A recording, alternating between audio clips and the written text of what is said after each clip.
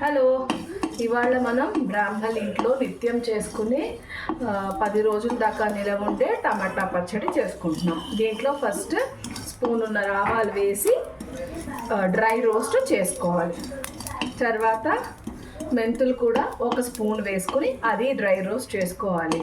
తర్వాత ఎండుమిర్చిలు ఒక 10 దాకా వేసి ఆ 3 కూడా డ్రై రోస్ట్ చేసుకుని పక్కన పెట్టుకోవాలి. మనం ఇప్పుడు ఆవాలు వేయించుకోవడం అయిపోయింది. ఇలా అన్నీ తెల్లగా వచ్చేసేలా వేయించుకోవాలి. ఇప్పుడు దీన్ని పక్కన పెట్టేసుకుని ఒక స్పూన్ మెంతులు, తర్వాత ఒక 10 ఎండుమిరపకాయలు వేసుకుని డ్రై రోస్ట్ చేసుకుని అవి కూడా పక్కన పెట్టేసుకోవాలి.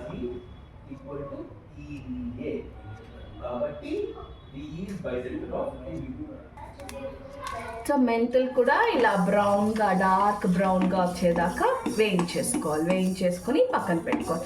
తర్వాత 10 మిరపకాయలు వేస్తున్నాను నేను, ఎందుకంటే మా ఇంట్లో చిన్నపిల్లలు ఉన్నారు. మీరు కారంగా తింటారనుకుంటే ఇంకొంచెం వేసుకోవచ్చు. ఇప్పుడు రెడ్ చిల్లీస్ వేయించుకుంటున్నాం. ఇవి కొంచెం బాగా కూడా ఫ్లఫీగా అయ్యేలా వేయించుకోవాలి. అప్పుడు పక్కన పెట్టేసుకోవాలి.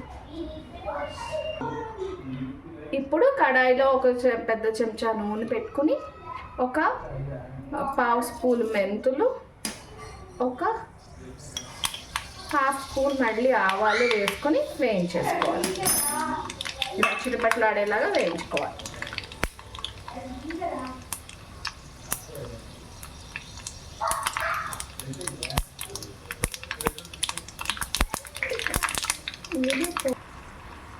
ఇప్పుడు మనము ఆ నూనెలో నేను ఇప్పుడు ఇదంతా చేస్తుంది 1 కేజీ టమాటాలకి. సో 1 కేజీ సారీ, మా వారి వెనకాల 1 కేజీ టమాటాలో 1 చెంచా ఉప్పు, ఒక 1/2 చెంచా పసుపు వేసుకుని హాఫ్ సైజ్ నిమ్మకాయ, హాఫ్ చెక్క నిమ్మకాయ అంత చింతపండు తీసుకుని వేసేసుకోవాలి. వేసి 3 ఒకసారి జాగ్రత్తగా కలిపేసుకుని మూత పెట్టేసుకుని మగ్గించేసుకోవాలి. చింతపండు ఎందుకు వేస్తున్నాము అని డౌట్ వస్తే కనుక, ఇప్పుడు వచ్చేవన్నీ హైబ్రిడ్ టమాటాలు కాబట్టి పులుపు అది సరిగ్గా ఉండకపోవచ్చు. సో అందుకని కొంచెం చింతపండు వేసుకుని మగ్గించుకుంటే పులుపు అది బాగుంటుంది కాబట్టి.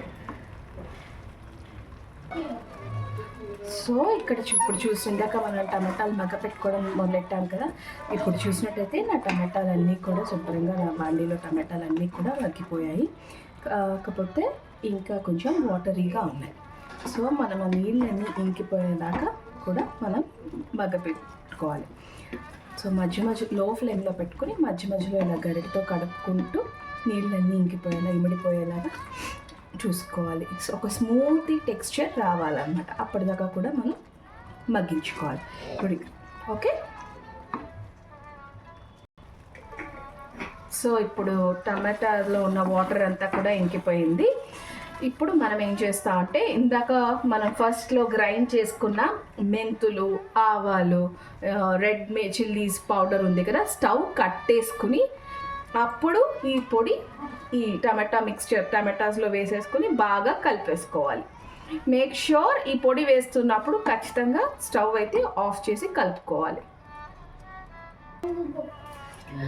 సో మనం ఇప్పుడు కారం వేసుకుని కలిపేసుకున్నాం కదా. ఇంకో చిన్న పోపు బాండీలో మనం మళ్ళీ కొద్దిగా నూనె పెట్టుకొని చిటికెడు ఆవాలు, చిటికెడు మెంతులు, రుచికి సరిపడా, వాసనకి సరిపడా ఇంగువ వేసుకొని, మంచి వాసన సరిపడా ఇంగువ వేసుకొని బాగా చిటపట్లాడేలాగా వేసుకొని ఆ నూనె ఏదైతే ఉందో అది చల్లారేదాకా పక్కన పెట్టుకుని బాగా చల్లారిపోయే రూమ్ టెంపరేచర్కి వచ్చేసాక అప్పుడు ఈ పచ్చడిలో అది వేసేసుకుని కలిపేసుకుంటే టమాటా పచ్చడి రెడీ. ఈ టమాటా పచ్చడి మీరు వేడివేడి అన్నంలో, మంచి చల్లకాలంలో వేడివేడి అన్నంలో నెయ్యి వేసుకొని తింటే చాలా బాగుంటుంది. ఇడ్లీ, దోశ, అలాగే బేసన్ దోశలోకి కూడా చాలా బాగుంటుంది. Thank you for watching my video.